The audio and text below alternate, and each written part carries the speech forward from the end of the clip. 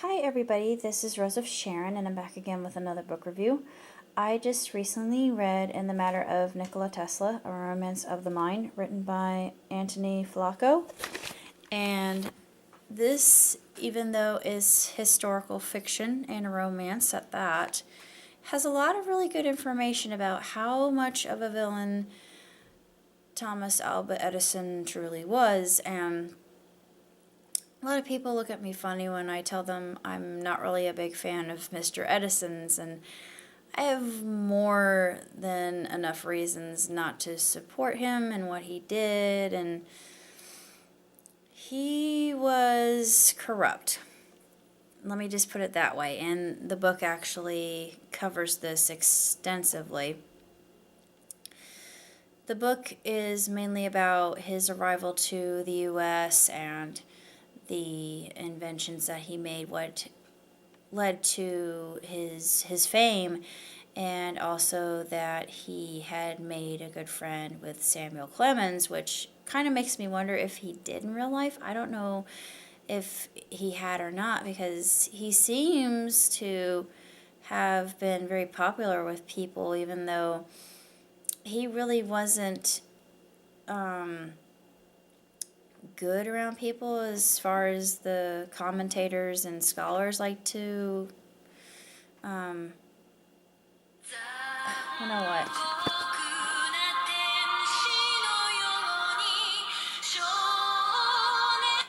I'll get that later. It's my friend. I don't know why he's calling me right now, but anyway, I'll call him back later. But anyway, it's conjecture by the scholars.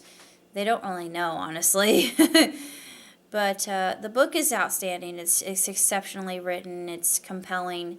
But the woman in his life, he really didn't have a woman in his life. All scholars know that he had this propensity for birds for some strange reason. Maybe because to him they were better conversationalists. Who knows?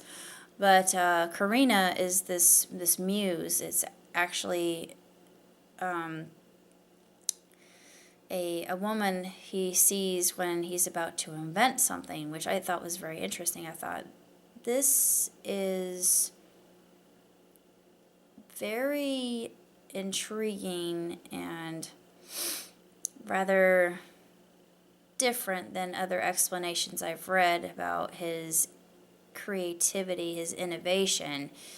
And I liked that. I thought, this perspective is very unique, and I enjoy things that are a little bit different. And Nicola was eccentric, obviously, and his father, who was a preacher, often said, well, Nicola, you're possessed. You need to have that demon exorcised.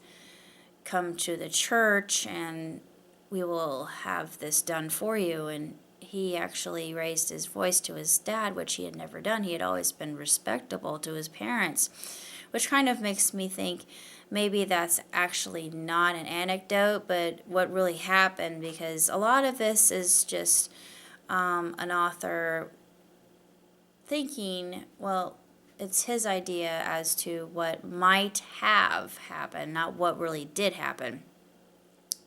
And sometimes truth is stranger than fiction. But I can't really say that much else about the book other than I absolutely loved it. It was woefully short, and Nicola was a very passionate man. He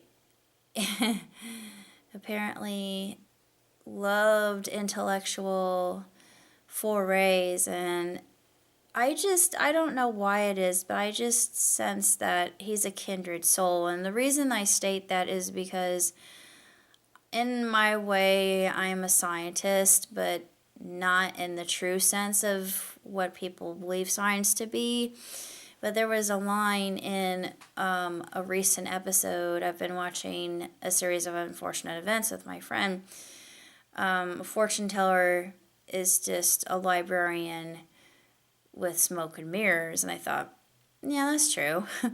But a scientist in and of itself is a person who wants to know how the world works, and somebody who is of literary mind is an individual who also wishes to know how the world works and writes about it, but they could be considered a researcher, and that's what I think I am. I've been researching for a long time. I've done a lot of research, not got paid. I read extensively, as you well know, but that's basically all I have to say about that matter.